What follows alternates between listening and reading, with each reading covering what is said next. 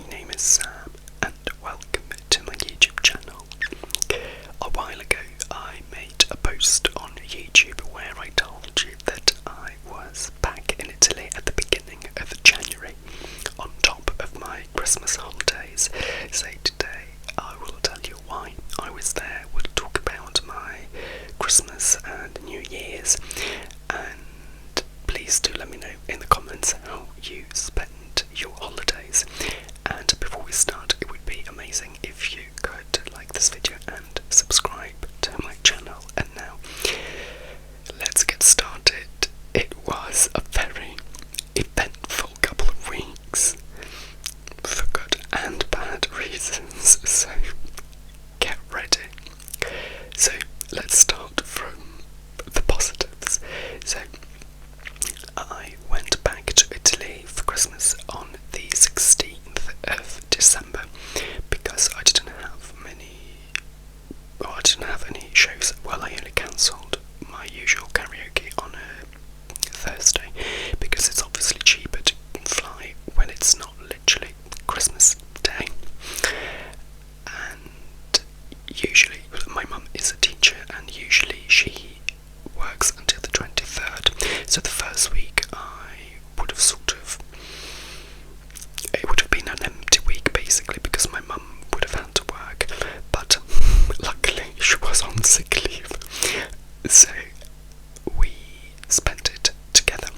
Now, as you may know, my mum is sick. She has a weird fungus in her mouth that turns into cancer, so the reason why she was off was that she had to do a biopsy of a fungus in her palate to check if it had turned into cancer. So she wasn't sick in the sense that she wasn't functional, she was just recovering from the biopsy because obviously they removed a bit of flesh from her palate.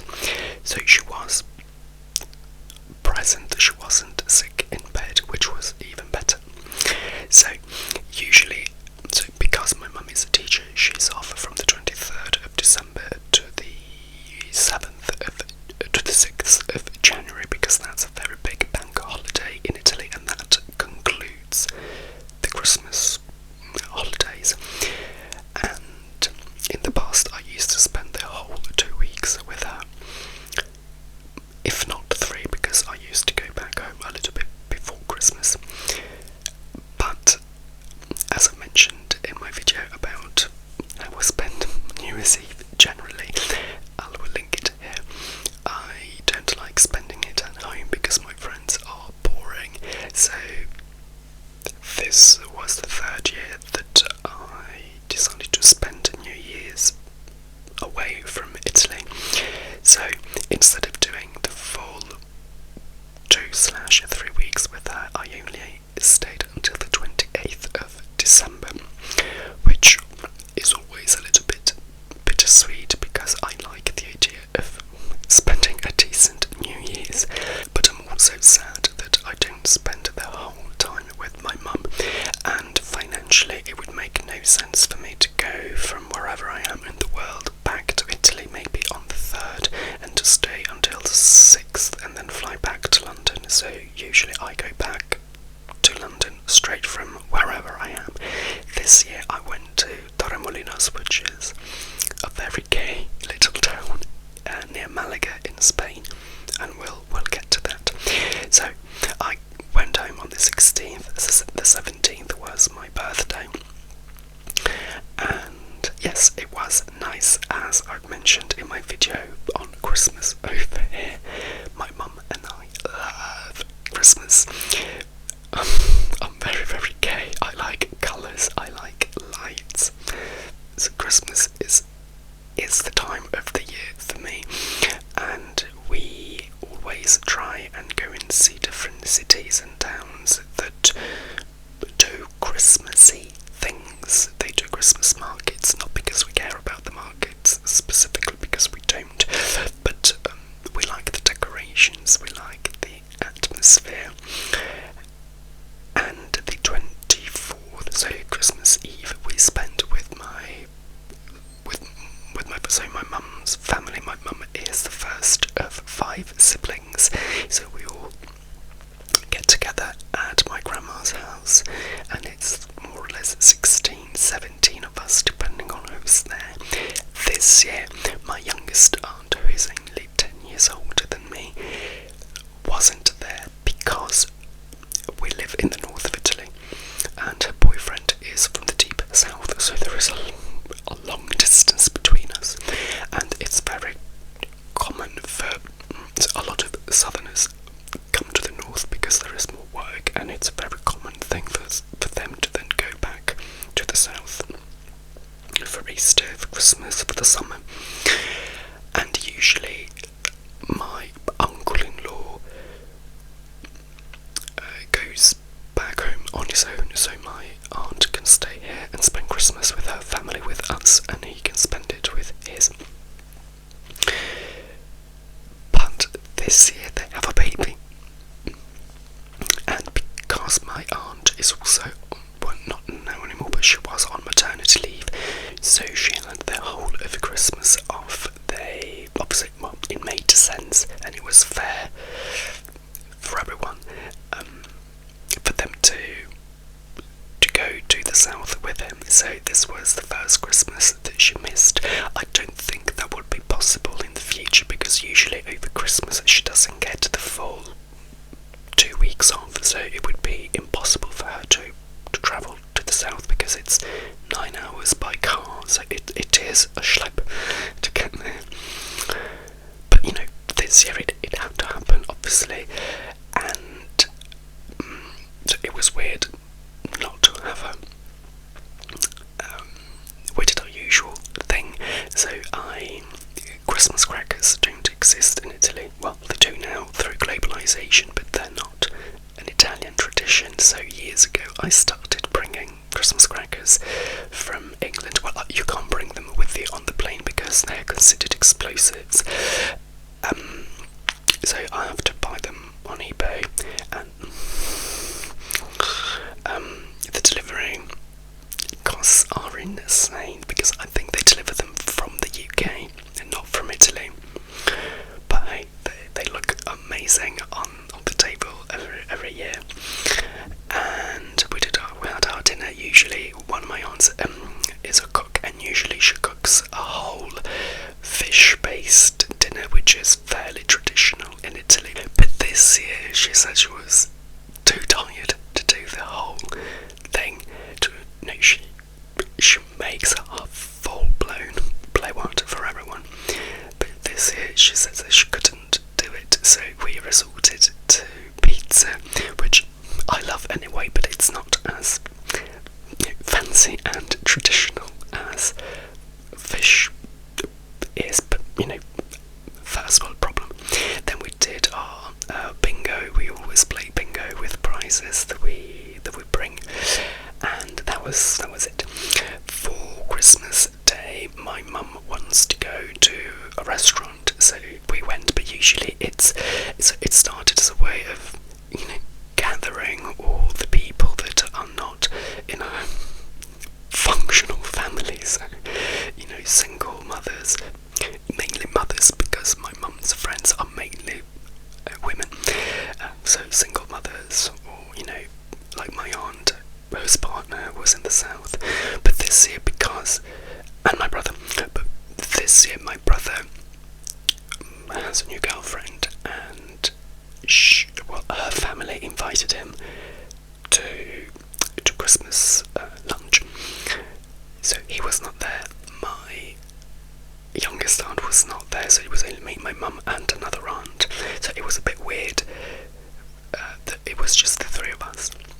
Now, in terms of cities that we went to see, so there is a city called Bolzano, which is even further north than Bologna, where I'm from, and it's fairly famous for its Christmas markets. And not only that, there is another town in the province of Bolzano called Merano, which apparently is even more famous for its Christmas markets and for the Christmas atmosphere. So we were planning to go to this little town called Merano. Now,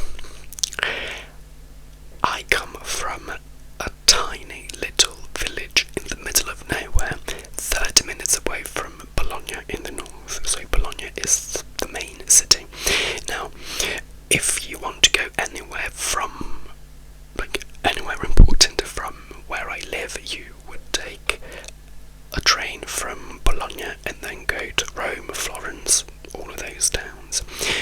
Now, we can drive to Bologna, it's a 30-minute drive, and then park the car in Bologna and get a train, but it's very hard to park at the station. So what we usually do when we need to take a train is that we drive to a nearby little town which has a train station that takes us to Bologna. So this train takes us to Bologna, and then from Bologna we take the main train to the main destination. So the plan was to drive from my home to this village, to take a train from that village to Bologna, and then to take a train from Bologna to Bolzano, and then to wait for another train that would take us from Bolzano to Merano, all in one day. We don't usually spend the night because we can't afford it. Now, not only does all of this sound a little bit tiring, but it was also, well, it would have been time consuming, because since we had to drive and then wait for a different train, wait for a connection, so the whole journey on the way to Merano would have lasted 5 hours, and on our way back it would have lasted 6 hours, so that we could spend like 2 hours in Merano. It sounds crazy because it is, but we were willing to do it. I mean, when else and how else are we ever going to do that? You can drive to Merano, which is only a 3-4 hour drive, but it's very hard to. This place is in the mountains, I think, so it's very hard to drive there, and also, yeah, we preferred public transport. So we woke up very early to make this whole thing happen. Then we got to the little town with a train to take us to Bologna, but because of some kind of fault in a train or in the track, the train was late, meaning that we missed the connection from Bologna to Bolzano. So let's say our train from this little town was supposed to arrive at 9:30, but we'd have got to Bologna at 10 to then get the next train to Bolzano at 10:15, something like that. But because the first train was delayed by 30 minutes, we missed the connection almost by a hair's breadth, meaning that the next train was 2 hours later, so at 12 the train from Bologna to Bolzano. So we waited, and we realised that we were never going to make it to Merano, because the train to Merano, I think, comes along every hour. So we would have had to wait 45 minutes between getting to Bolzano and then catching the next train to Merano, and because we were delayed, we just had no time. So we settled for Bolzano, which was another destination that we would have wanted to see at some point anyway. But so after the first shock, after the initial shock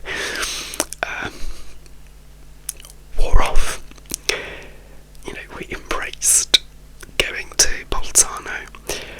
Unfortunately, I have to say that it wasn't that great. I mean, I'm happy that I saw it, so I've ticked off my, just see list. But would I go again? No. Would I pay to go again? No. There is nothing special. There is a nice little Christmas market in the main square, but again, you can find that anywhere, and there was nothing special, nothing worth travelling. Anyway, 4 hours altogether, even just getting to Bolzano, took quite a while. And yes, there was a little, apart from the Christmas market in the main square, there was a little park with a few Christmas stalls there as well, and a big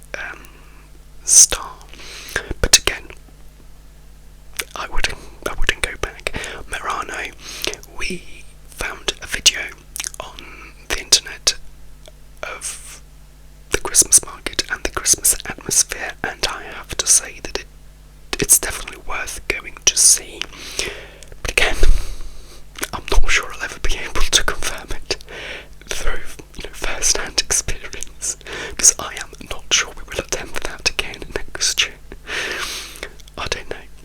Then, so that was on a separate day. On Christmas Day, we had lunch in a restaurant, Christmas lunch in a restaurant, and then we went to a town fairly close to Bologna called Forlì, which you wouldn't really know. It's not famous for anything apart from for its language university. It's quite renowned for that. That's a university that I would have gone to if I decided to study languages at university. And the reason why we went was that we found out that in the main square, so the main square is surrounded by very long, old buildings. I assume they're also fairly important, and what they do every Christmas, they project all sorts of lights and themes and images on all these walls, on all the walls of these buildings, and it's brilliant.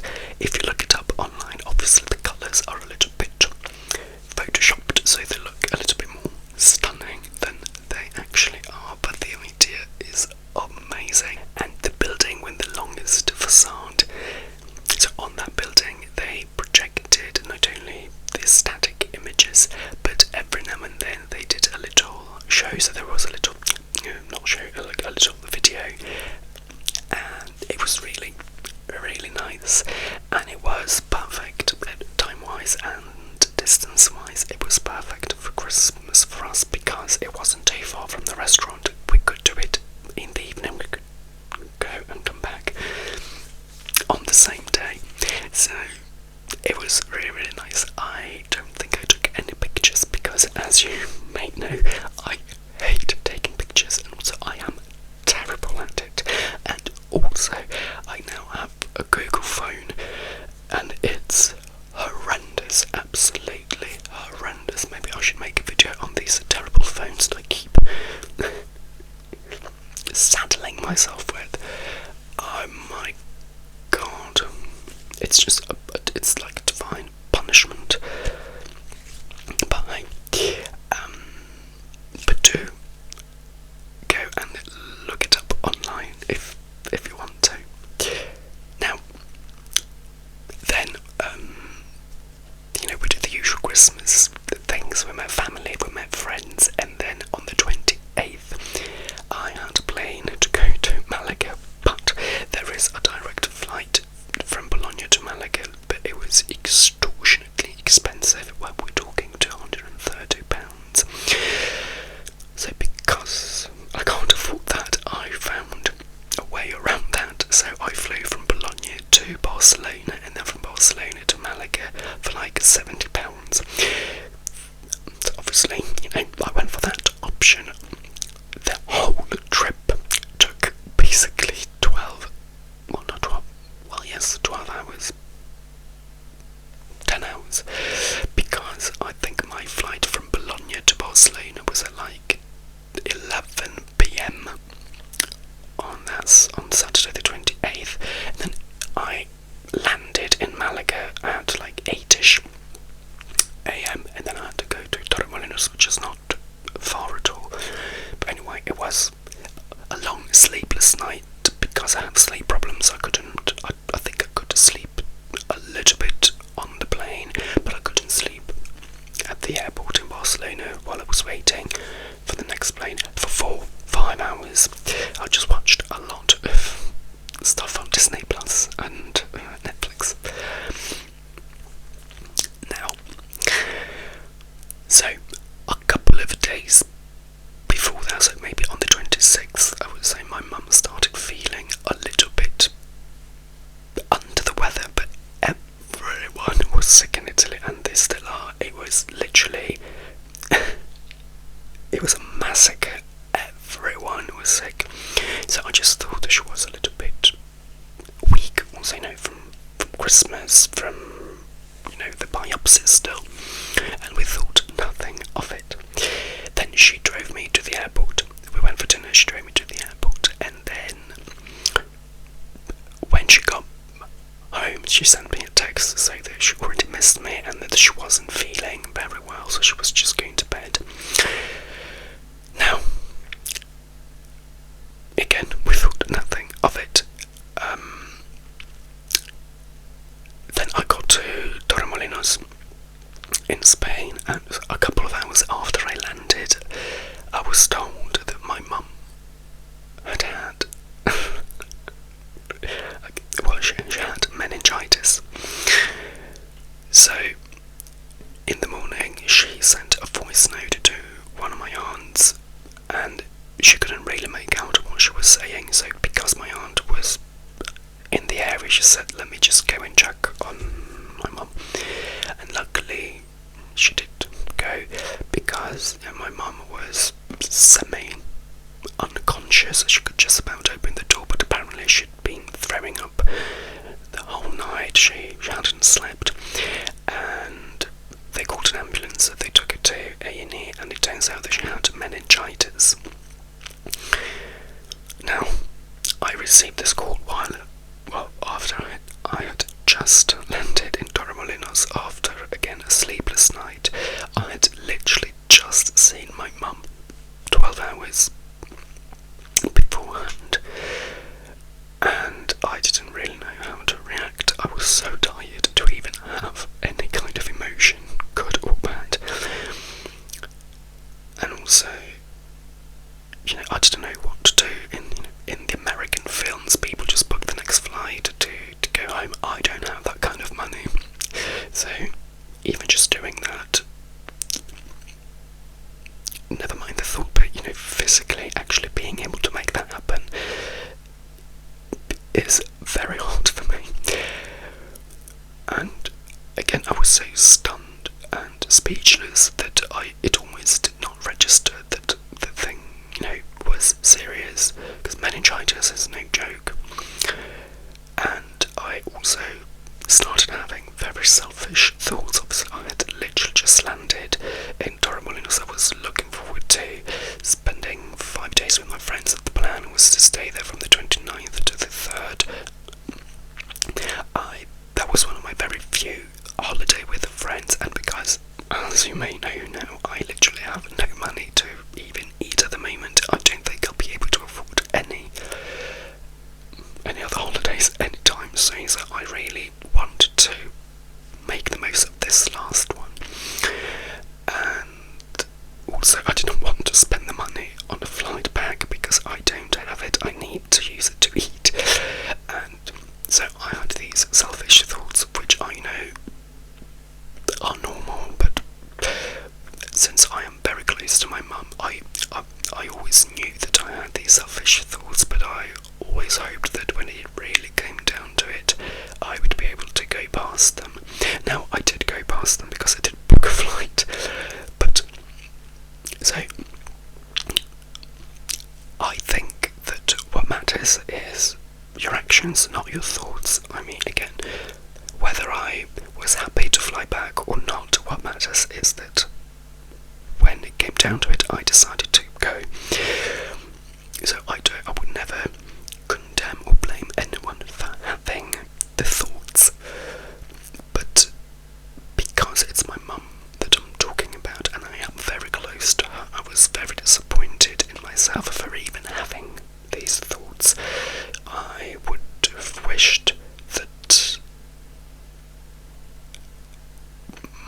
my love for her was so powerful and endless that it would even stop me from having a hint of those thoughts.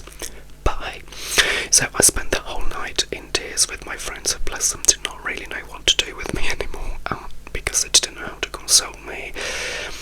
And I kept talking to my brother, who, bless him, was bombarded with calls, and I'll tell you more about that as well.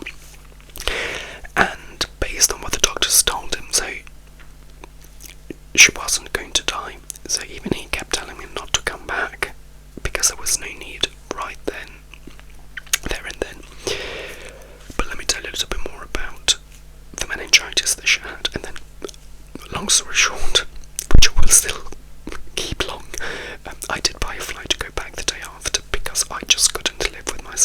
she really died. Now, I didn't know this. There are two kinds of meningitis. There's bacterial and viral. Bacterial is the contagious one, I think so. And they didn't know at first. Obviously, they needed to run some tests. They needed to test spinal fluid.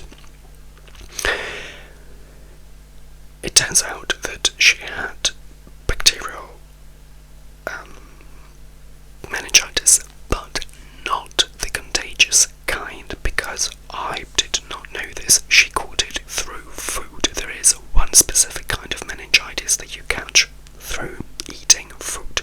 I'd never heard of that before, and that is not contagious. I mean, you can, if you eat the same food, obviously it is contagious, but you don't pass it, from human to human. So within the range of terrible meningitises that she could have had, that was the least lethal and the least contagious. So what happened was that the minute the government, the Italian NHS had an inkling that she might have the contagious kind, they called my brother, they called me, they called mainly me and him, and also the aunt that found my mum, because they needed to create a list of all the people that had been in touch with her to make sure that they hadn't caught meningitis themselves. Me specifically, because I spent every single second of every single day with her for the 2 weeks prior to her fit. So I had all sorts of people calling, mainly my brother and my aunt. Only one guy called me and he asked me to, when they still didn't know what kind of bacterial meningitis that was, he asked me to draw a list of all the people that she'd been in touch with in at least the prior 2 weeks. And so I told him who we'd seen, and also he wanted to know then, when it was ascertained that it was food meningitis, they didn't particularly, well, no, they still wanted to know who. No, they didn't care about who my mum had interacted with, but because the incubation period of this meningitis is 70 days, they wanted to know where she had eaten in the past 70 days in terms of, restaurants and, days out and all of that, and who with and where in terms of actually, so not just in Bologna, they needed the name of the restaurant. Obviously I gave them the names of the places that I knew while I was with her, but at the time she wasn't conscious, so she couldn't even answer these questions herself. And also they wanted to know where she buys her food from, because they know that there are some foods that can carry meningitis, not all of them. So I don't think, a piece of bread can give you meningitis, but they already have a list of suspects that they need to make sure that a person doesn't have. And later on they also went to my house to check her fridge and what she ate, basically. Now, we don't know what gave her meningitis, and then when she came to, then she helped them however she could, but obviously I don't think they can find exactly what gave her meningitis. But now, why was all of this almost insulting, literally to add insult to injury, and also very devastating for me? As I mentioned before, my mum is very sick, and because she has this fungus / cancer in her mouth, she can't eat. It's very painful for her to even breathe air into her mouth, so just the air, air going in and brushing against all the gashes and holes and all sorts of, decay that she has in her mouth hurts her. So my mum looks like beyond anorexic, not because she wants to be, but because she can't eat. So she eats once a day, only because she knows that she has to. And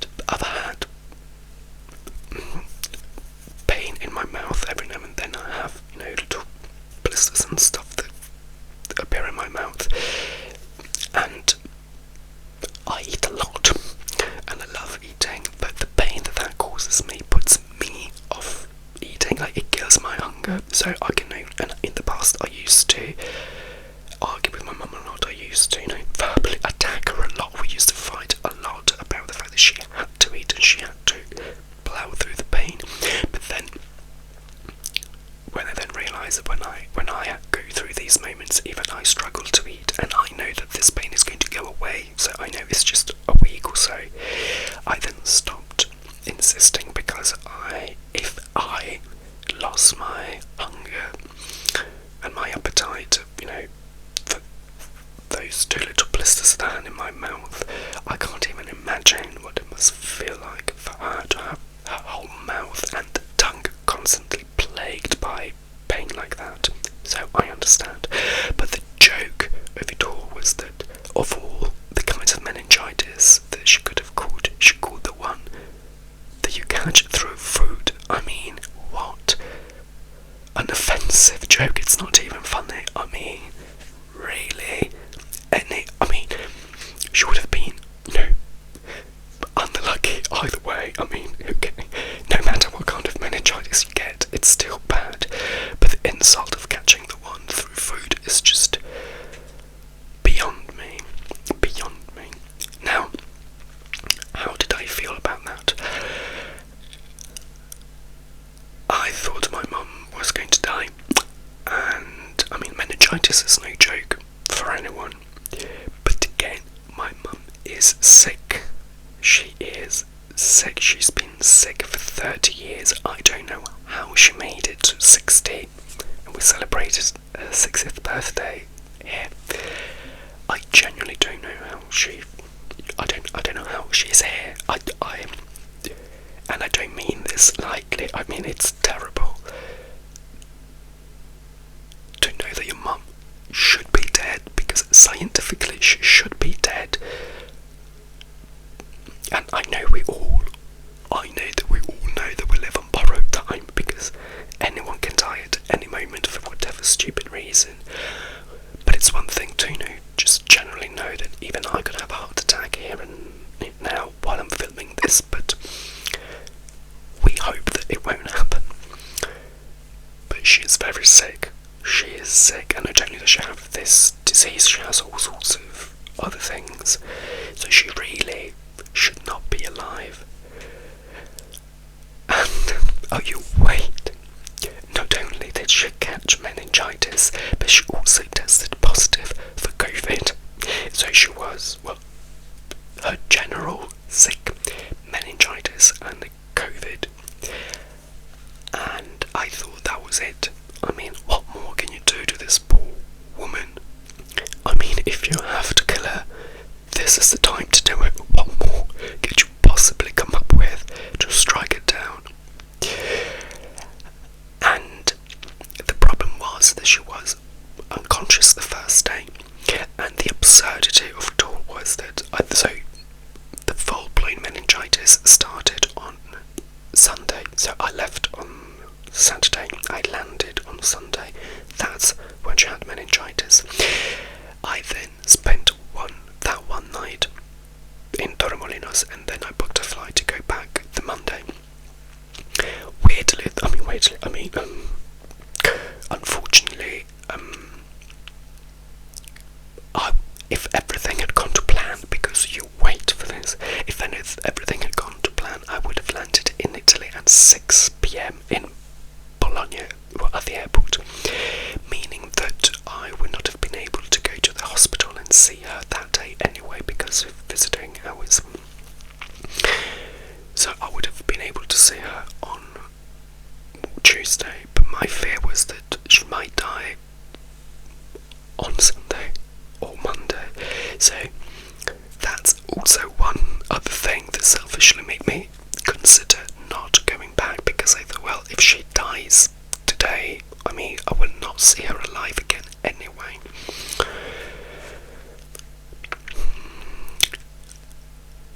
And yes, I didn't think she was going to wake up, because again, I'm no doctor, but she had a lot. All the odds were stacked against her. And yes, so I I thought she was going to die 100%. And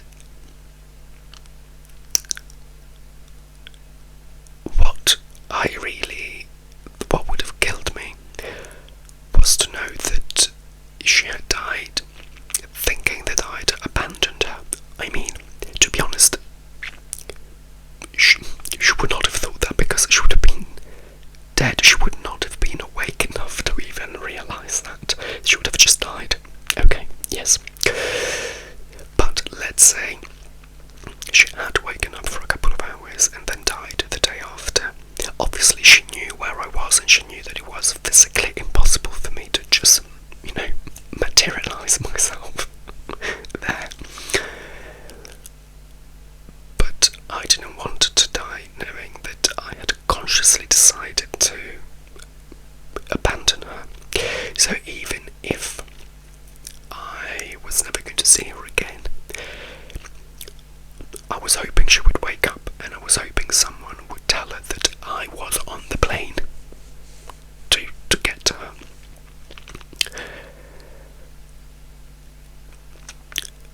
So weirdly, it wasn't even about me saying my final goodbyes, but it was more about her knowing that I wanted to be there. And you wait. So the flight, I couldn't find a direct flight to Bologna. So the flight on the Monday was from Malaga to Paris. From Paris to Bologna. Now, from Malaga, I would have left at like midday. I would have gone to Paris at like 1 or 2, then I would have had a 2 or 3 hour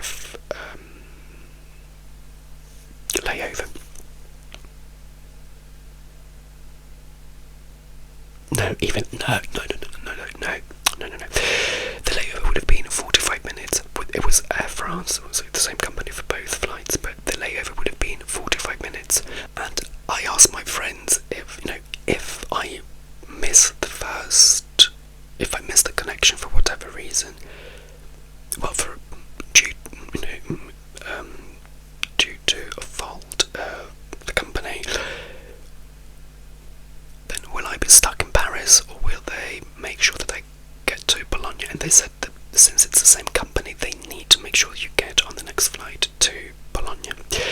So I said, okay, I'll get the one at 12, like at midday, because if I miss the connection at, let's say, 5 or whatever it would have been, then there is a late plane on that day that would have got me to Bologna at 11 p.m. So I was safe. I knew that I was going to get to Bologna. Now I get to the airport, and again the layover would have been 45 minutes, and obviously my plane was delayed from Malaga to Paris only by like 30 minutes, but I would have missed the connection. I mean, I would have missed, there was no way around it. And I even asked the girl at reception, and she said that yes, I was going to miss that connection, but she was going to put me on the next flight at the 9 p.m. one that would have got me to Bologna at 11.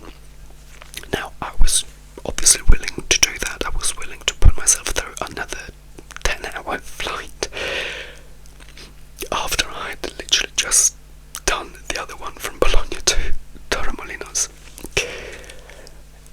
I was desperate. I was going to do it. But then while I was waiting for the first plane from Malaga, my brother called me, and my mum was awake, so she could talk. We did a video call. She could barely speak. She was disoriented and all of that. But they told me that because now they knew that it was lethal meningitis out there and all of that, that she was stable enough. And she told me absolutely not to go back because she didn't want to ruin my holiday.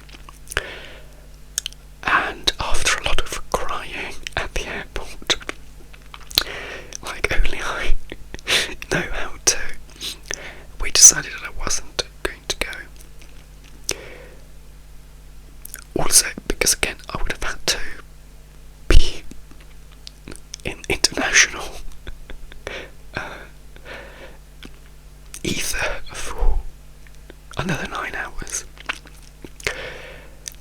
decided I was going to stay in Torremolinos, and obviously they were going to give me updates as they came in. So yes, and weirdly that felt, I mean, I was happy that she knew that I was going to go and that I would have gone. I mean, the only reason why I was even on the phone with my brother was that the first plane was delayed, because if it hadn't been, I would have had to already be in the queue and potentially even already be on the plane. So they knew I'd already gone through security to get on the plane.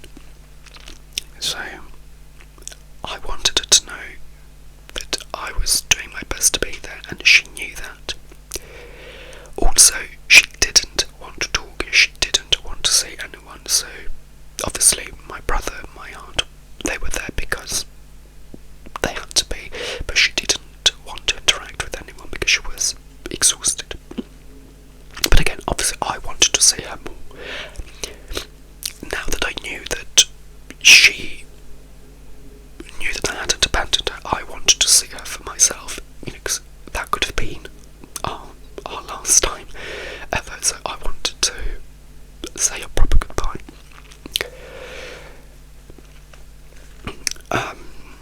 But yes, I was relieved, and yes, I went back to Torremolinos. So I literally went to the airport, came back, and then, yes, so that happened.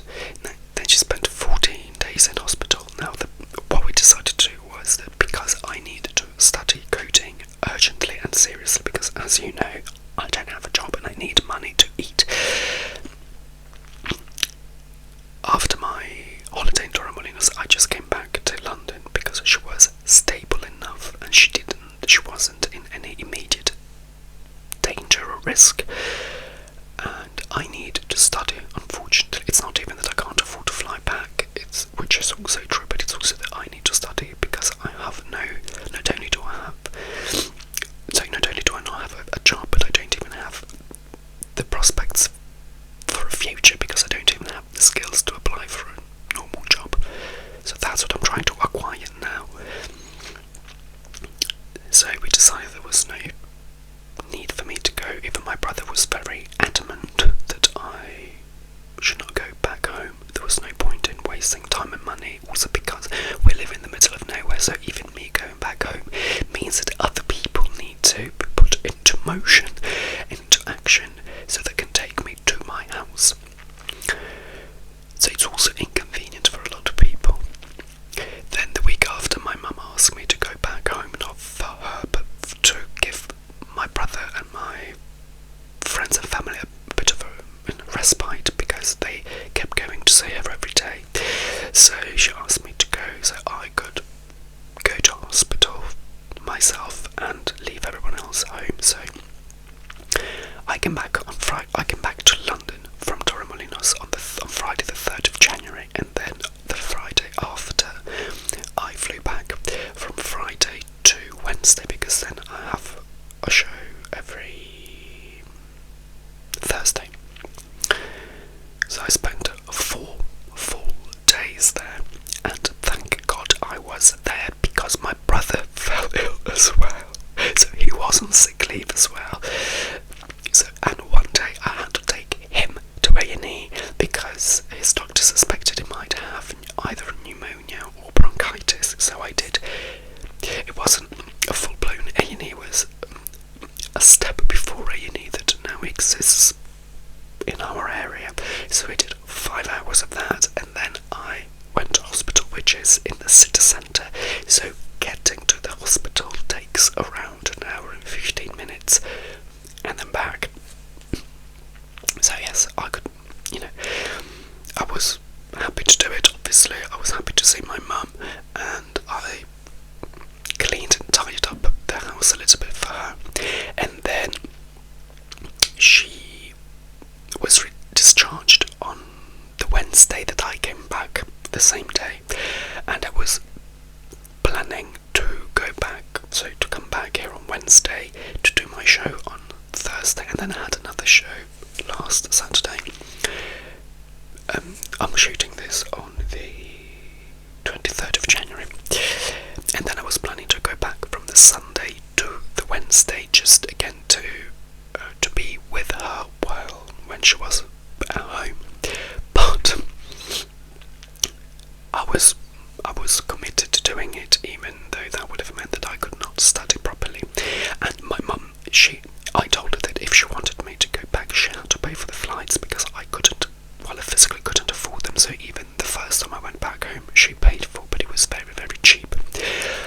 It's in like £50 return. So I was ready to book those flights from the next Sunday to Wednesday, expecting again to spend like £50. But those 2 days were the only expensive days, and we're talking £200 in comparison to 50. So we held off a little bit, and then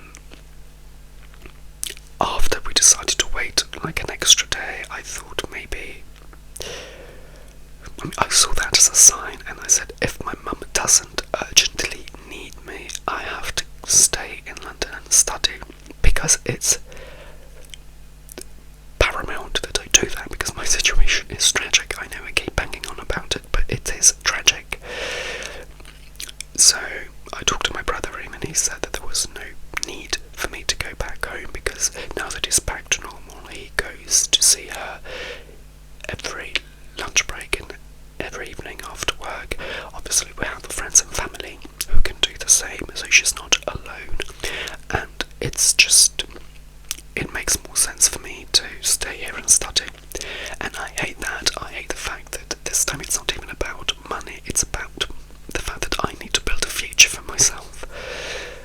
And not because I want to become an astronaut on top of my very well paid job that I already have. At the moment I don't have a job, so I'm literally clutching the straws to survive. I'm pulling up all the stops to make sure that I do make it to 2026.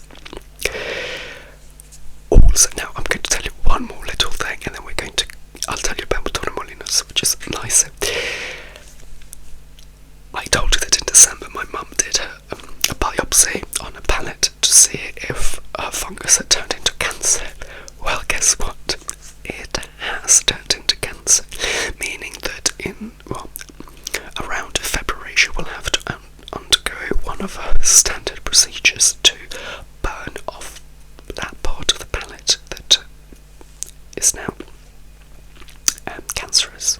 And she asked if she could have it done while she was in hospital recovering from meningitis, but they said that obviously, given the critical condition of her health, they said that obviously they had to wait for her to recover from meningitis, and then they could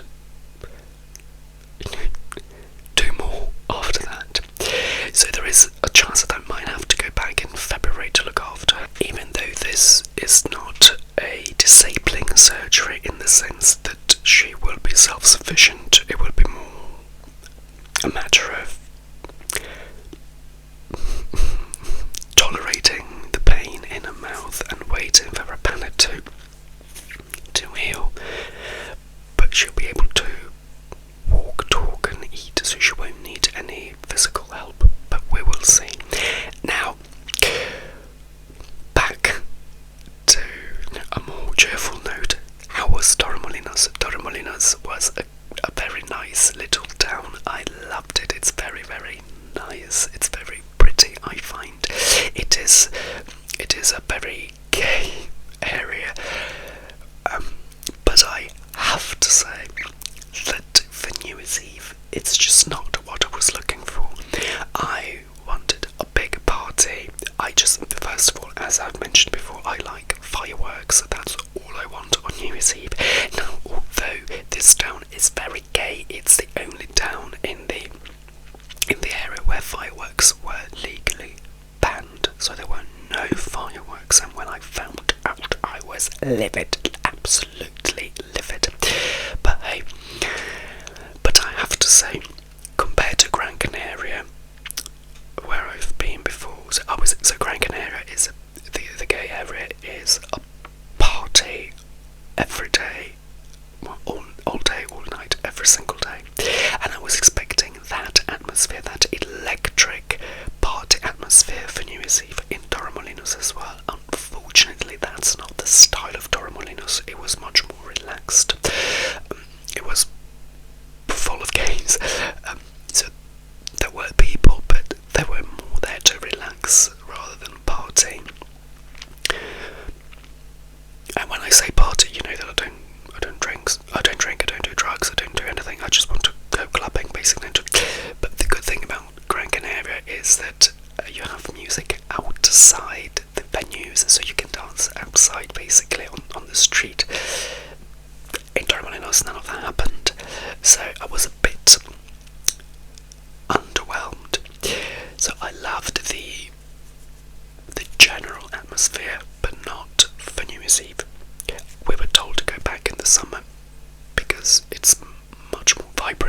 Torremolinos. Gran Canaria is also busier because it's warm there in the winter, whereas Torremolinos, it's still winter. Yeah, it's warmer than here, for example, but it's not 28 degrees, which is what you would find in Gran Canaria. So, yeah. But yeah, the town was great. It was nice to be with my friends, and we had nice walks. Then it was me and two other couples with another third wheel, just like myself, and then my other friend came, and he's the one that I go on cruises with, and we are very good travel buddies, and we are night owls. So while all the others were sleeping in the evening, we went out. We were out until very, very late every day. But yeah, it wasn't the same, again, electric atmosphere I would have done. If that holiday had happened in March, on a random weekend in March, where I know that there is nothing better out there, it would have been perfect. A semi-relaxing, party weekend. But because it was New Year's Eve, I was a bit gutted that I felt like I was missing out what could have been a bigger party atmosphere. But we went to Malaga. I'd already been to Malaga on my second gay cruise. I will link it here, and it's a nice enough town, perfect for a cruise because there isn't much to see.